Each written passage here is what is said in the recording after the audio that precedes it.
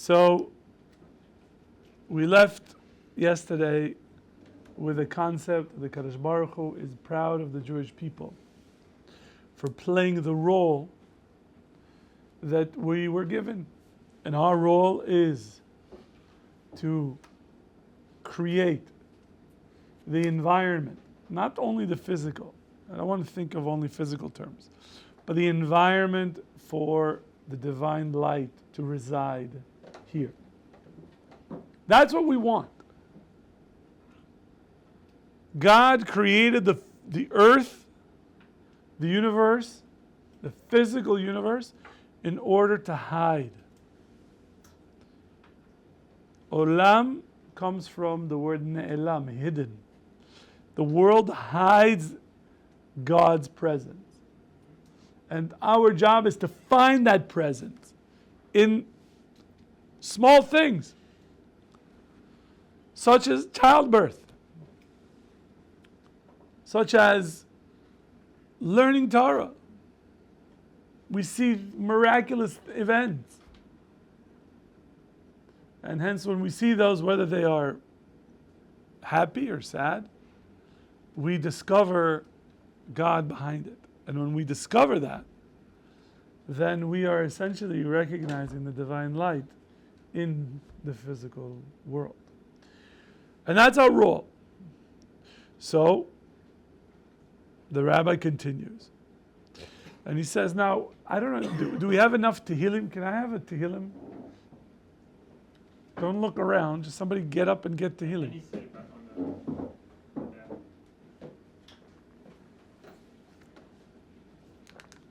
For those of you in the camera, there's 150 people running around looking for Tehillim.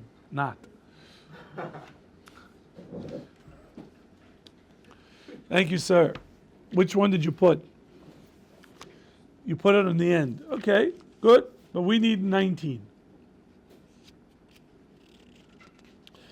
It's special psalms that Rabbi Yehuda Halevi is bringing us an explanation. He's writing a commentary on David HaMelech's psalm.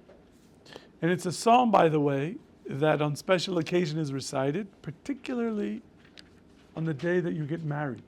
So you want to know which number that is? Yeah. 19. Is that relevant? Like, does she know B'chlal? Not yet. Not yet.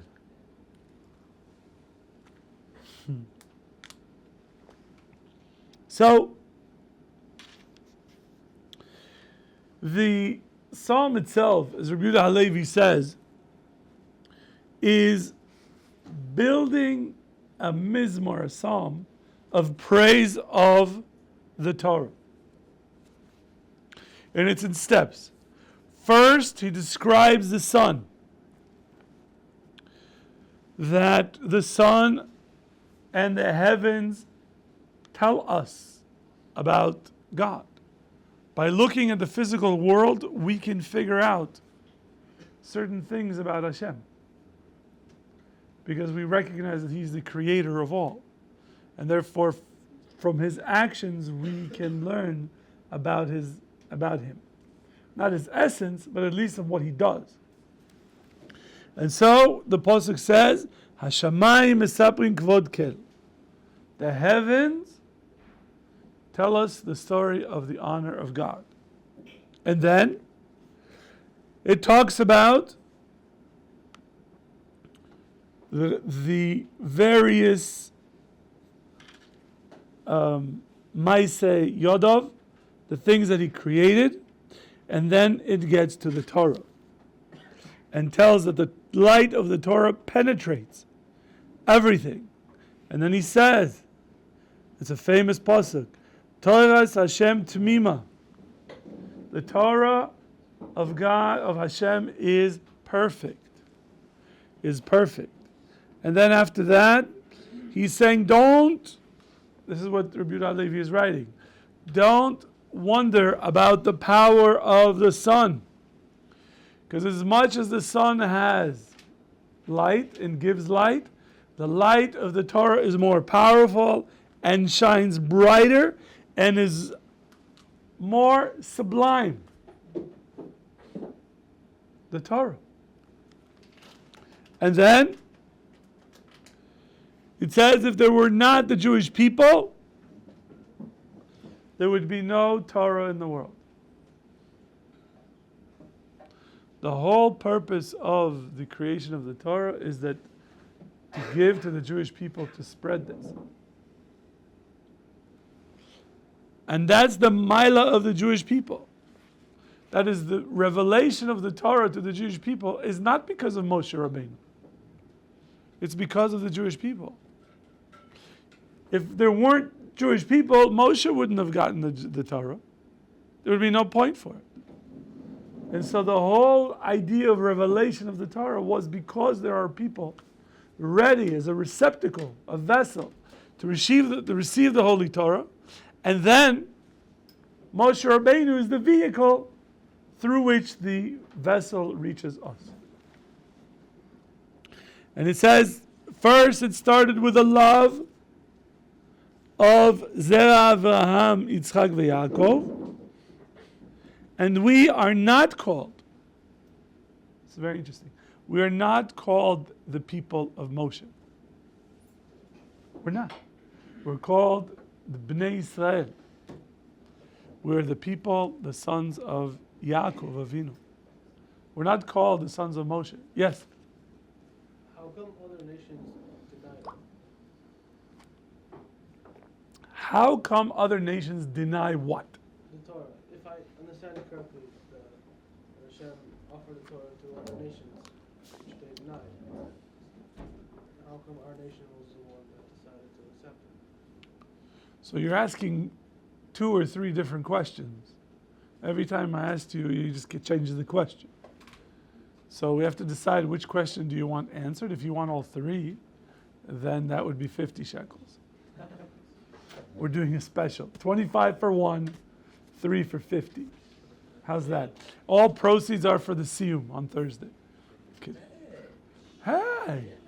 You didn't know? No, I knew it. Didn't get like a personal invite. But You're not getting a personal invite. The only person that's getting a personal invite is Lawrence. Why? Because he wasn't here at noon. I didn't see him. I couldn't invite him, so I'm inviting him now. It's going to be a big siyum. So at least 15 masechtot. There might be 30. There might be. If my son decides to come, then he's going to do his 15, and I'll do my 15-ish. And then we'll... So it's a chance. It's a big, big prize. No more, please. Then I have to go and be a big problem. Thank you very much.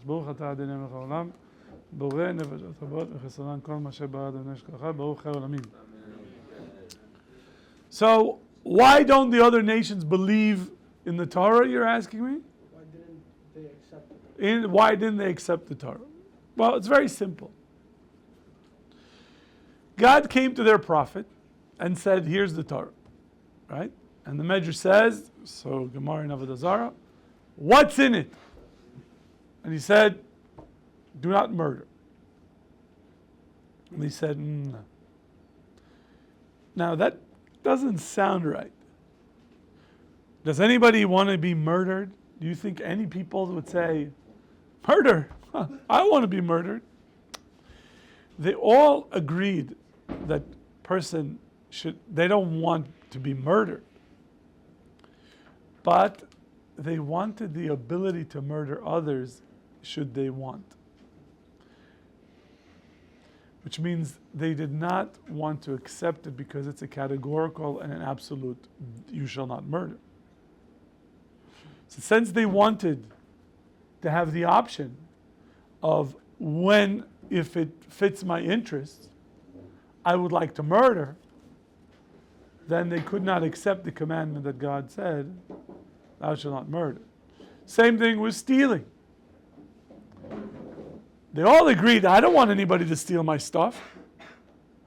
But I do want to have the option, just in case, that I'd be able to take what I want without permission if I see it. And therefore they rejected the concept of stealing. And of course nobody wants to be raped, chas v'shalom. But they weren't willing to agree that nobody is allowed to rape because they said, well, what if, I want that option open. That's why they rejected it. It was a calculation. And if you ever speak to criminals, like real criminals, not, people who don't pay for the subway or the light rail. I mean, real. They always have a rationale for why they did what they did. Which means they rationalize, right? Make an excuse, give a reason why what they did is okay. So why are you stealing? Because people steal from me, it's not right, it's this, they will have all sorts of rationale, because nobody wants to look at himself and say, I'm a bad person. And that's why they did not want to take this, you shall not steal, Gamarnu, period. You can't, doesn't matter, if somebody stole from you, didn't.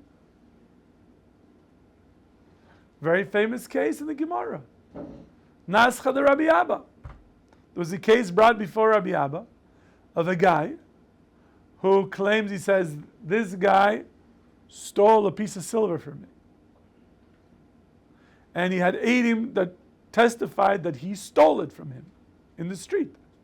So they asked the guy, well, he says, I took what was mine.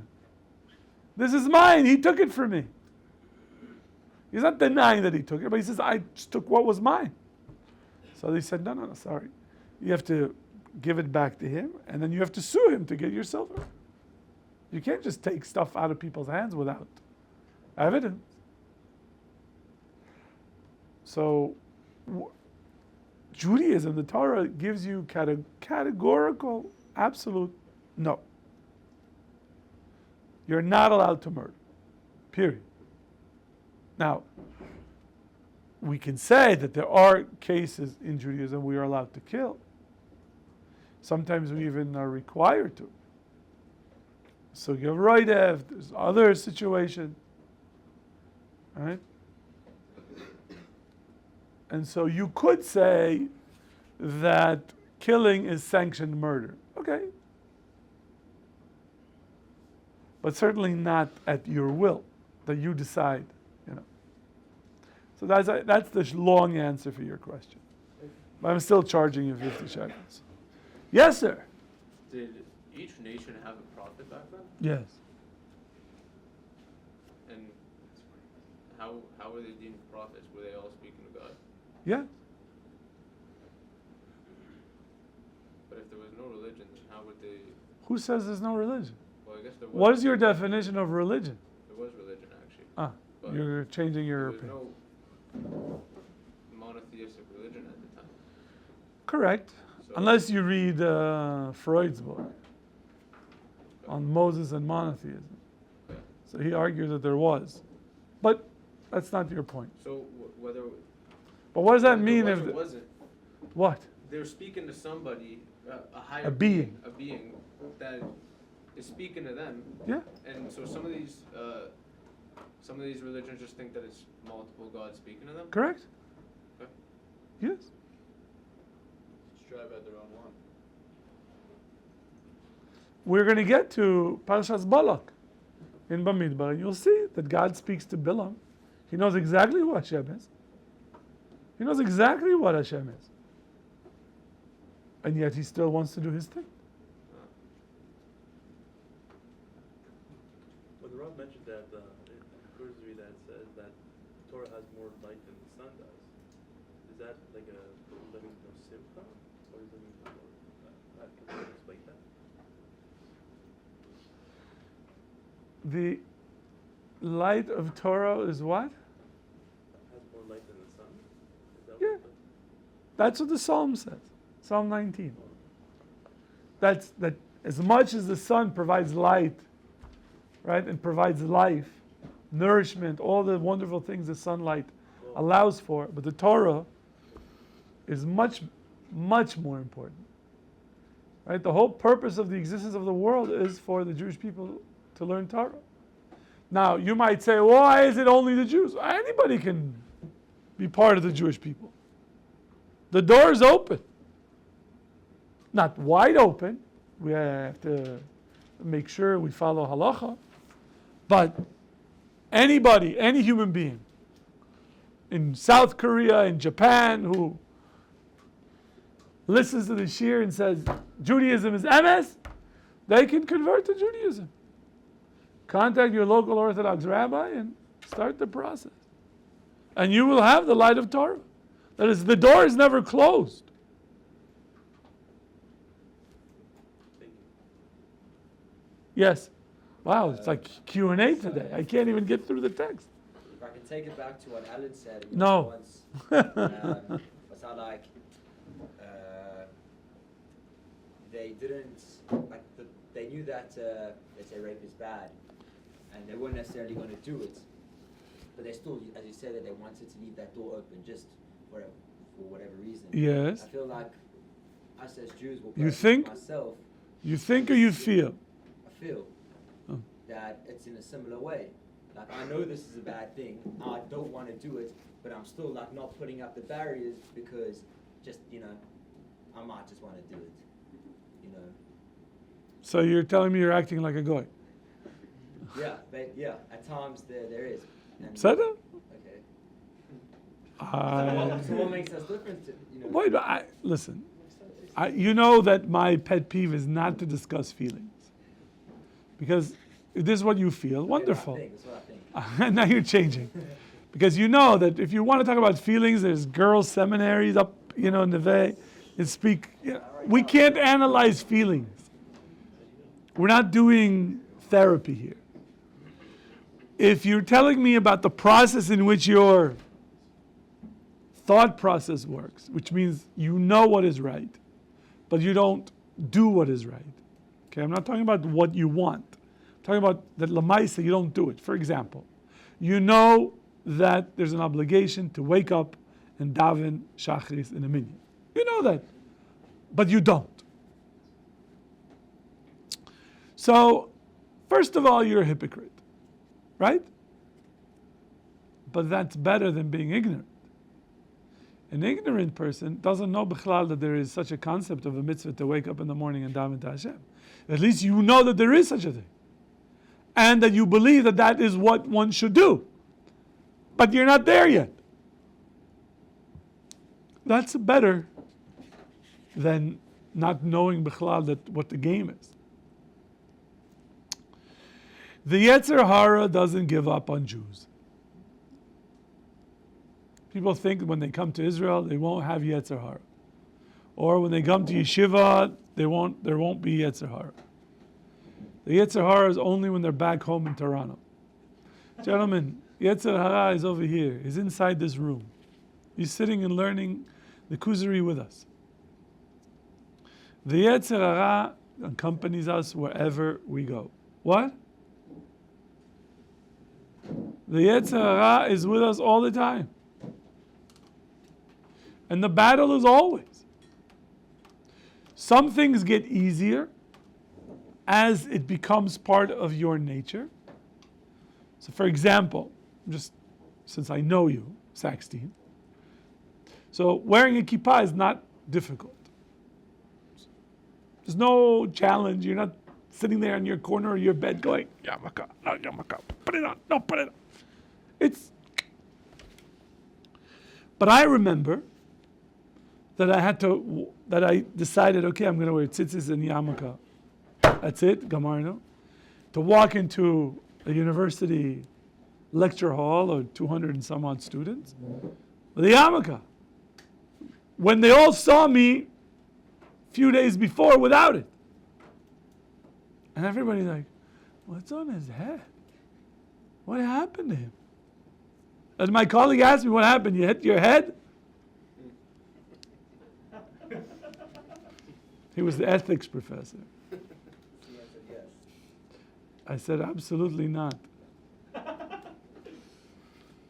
So, yeah, there is a battle. There is a battle. There's a battle for eating kashrut. Eating kosher food is a battle. When? In the beginning.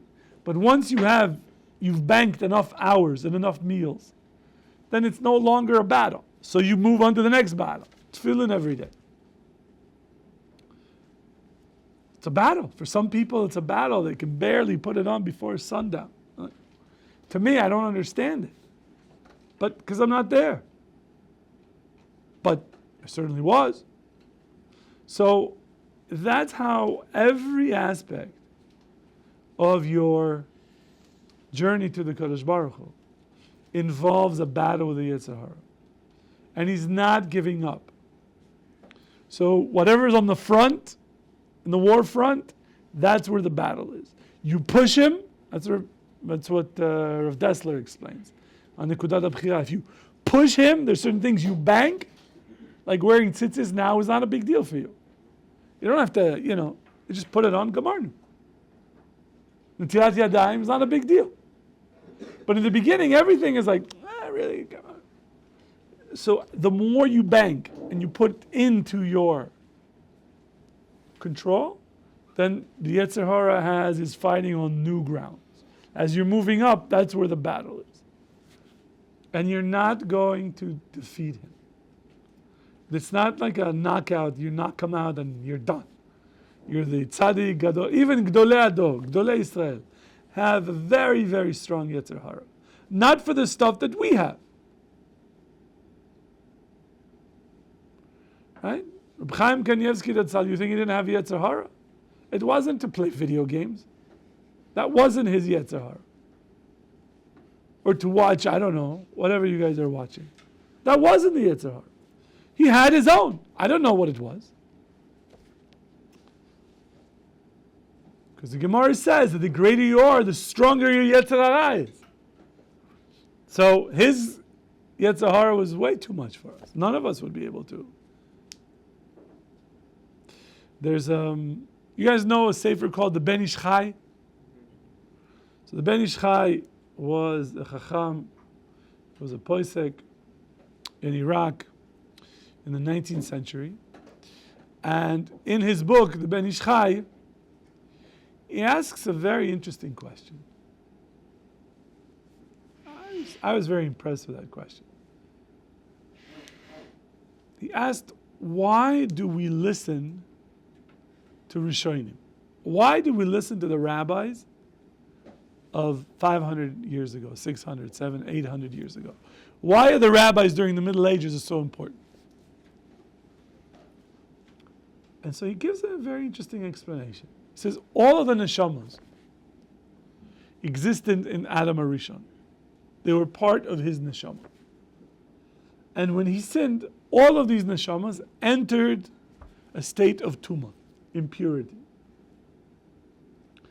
And so their neshamot spent, let's say, 1,000 years in tumah, and then they came down here. Well, our neshamot spent an additional 1,000 years in there, soaking up more and more tumah. So therefore, their neshamas were purer, and they were able to do what they did with their neshamas. So he says, if that's the case, then what's the big deal? I could have pinned them. That is, if I stayed out of the tumah of impurity, the pool of impurity, 1,000 years less than I was made to, then I would have been a Rishon myself. But then he hits you. And he says, no. Since you know that their neshamas are so holy and so pure, imagine what Yetzer Hara they had. And look at what they did with their Yetzer Hara. The Rambam became the Rambam with his Yetzer Hara. Rashi became Rashi with his Yetzer Hara. The Rashba, the Ritva, the Ramban, and keep going. The Ran. They were big neshamot, but big Yetzer Hara. And they were able to defeat their Yetzer Hara and become who they became.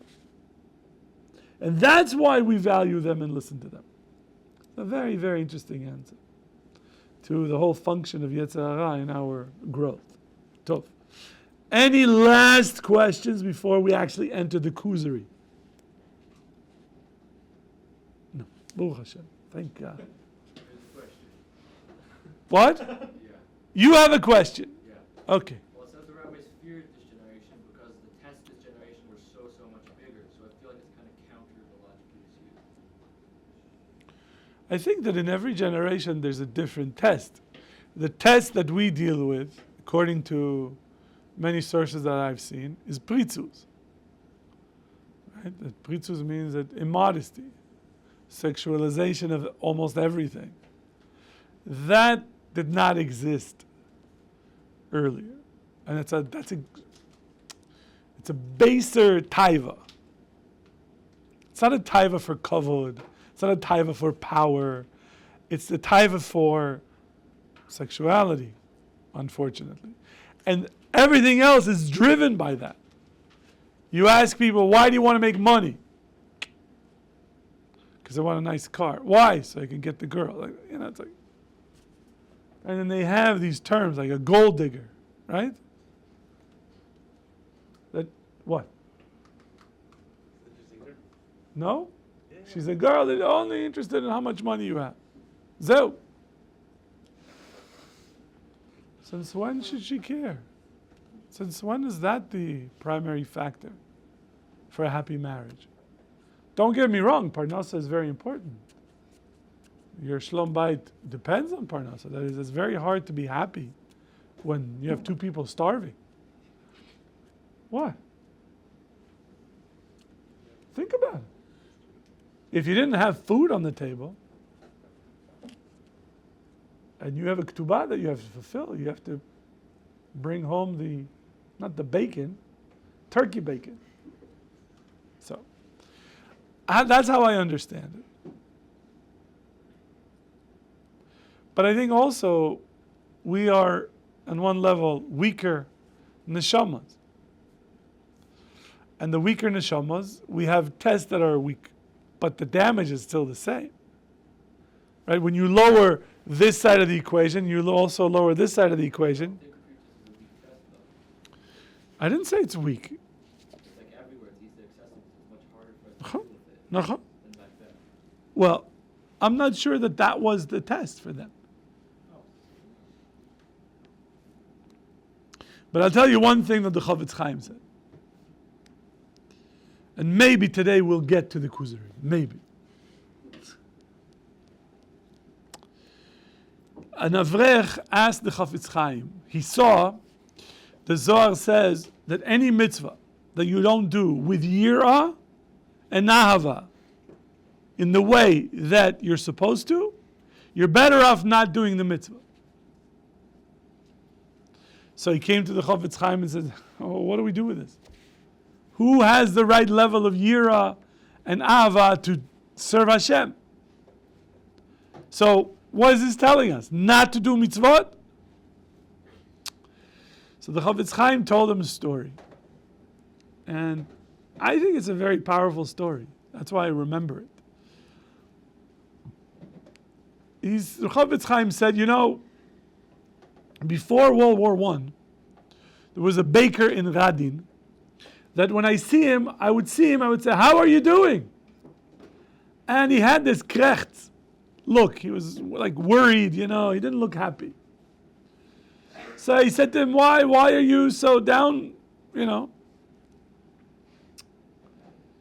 So the baker said, look, I bake bread, X amount of loaves every day. And when the women come to buy the loaves, they start checking each loaf. This one is a little too burnt. This one's not baked enough. This one is like this. This one is like that. And they're so picky that I'm left at the end of the day with a bunch of loaves that I couldn't sell. So business isn't so good. And he said, then I saw him during the war. And the guy was prancing in the streets, dancing literally. So he said, well, what's going on? Why are you so happy? He says, during the war, I bake bread in the morning. And the women come and they grab whatever they can. burnt, not burnt, baked well, not. They just grab and chop everything they can. He says, this is our. Back then they could care, they would check in Shamayim every single mitzvah. Did you do it right? Did you do it not? Now, because the neshamas are so broken, any mitzvah that you do is chapped in Shamayim. Keep going, keep going, keep going.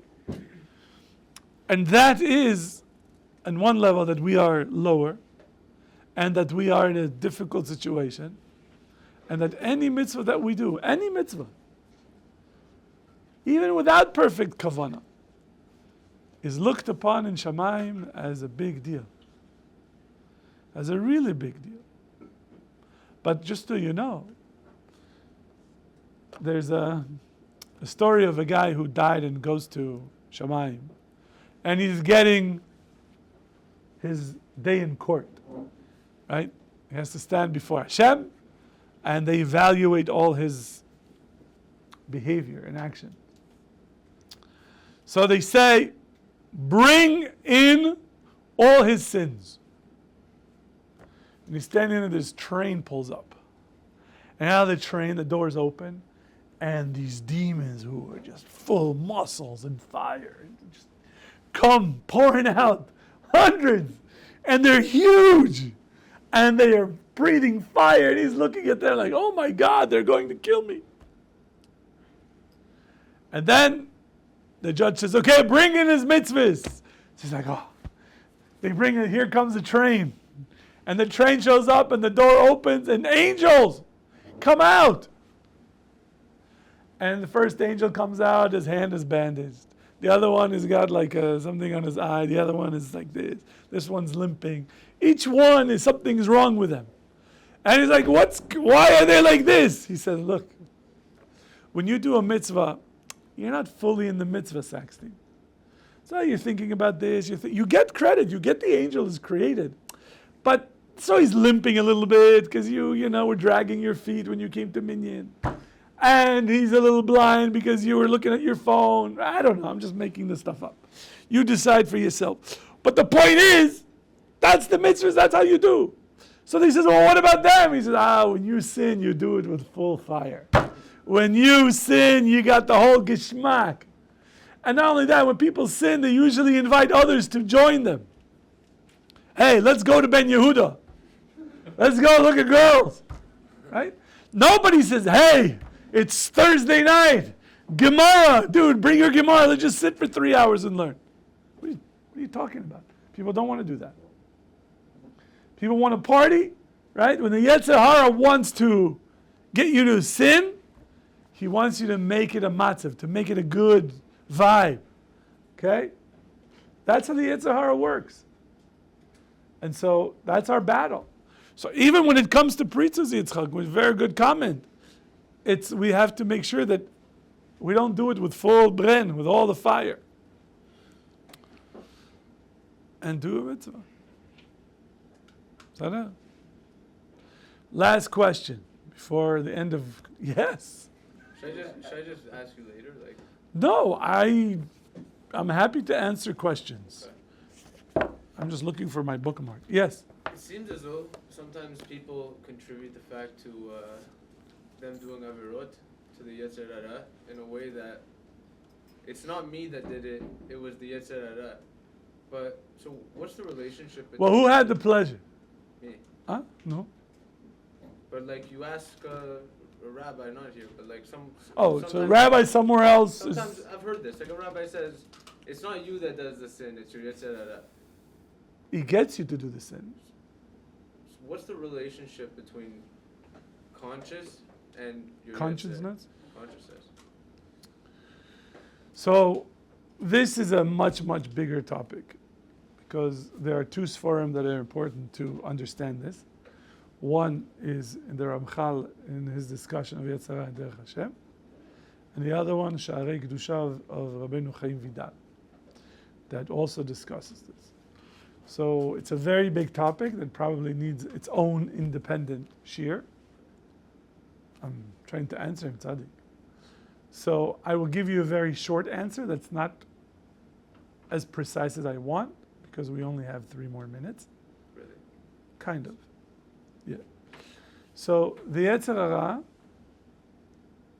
is what sort of pecks in your brain, go do this. That you hear this voice that's telling you, cheat on your diet. Come on, you could always fast tomorrow. You could always work out later. That's the Yetzer Hara.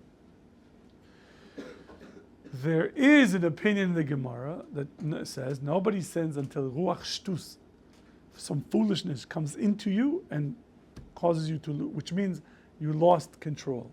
That's what I think when you hear that opinion, that you lose control. But the loss of control is not forever. You can catch yourself.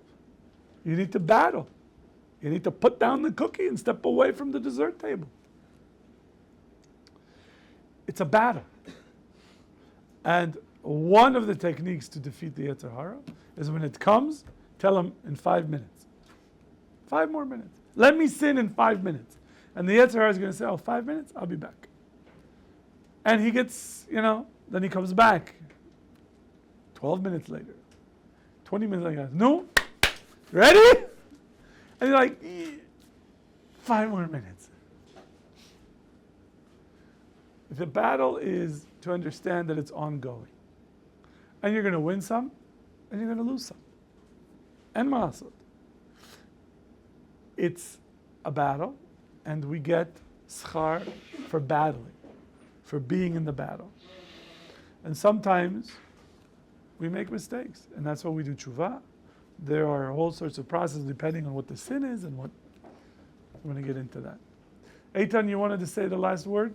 Sure. When the Rabbi was bringing up the idea of the angels and the demons, and angels that can be kind of like handicapped or whatnot, how come that can't work the other way with the demons? Because sometimes a person will do it there, but they could feel bad doing that. Good. So then it weakens them. Yes. But a lot of times when you do an Avera, you do it with the whole. You're fully in. You're fully in. Right? When she walks over and says, "Hey, buy me a drink." You got it. Yeah. You're in, man. Right? Because you're not going to do what I did. So once a girl said, "Can I buy you a drink?" And I said, "No, but you can give me the money instead." Mincha.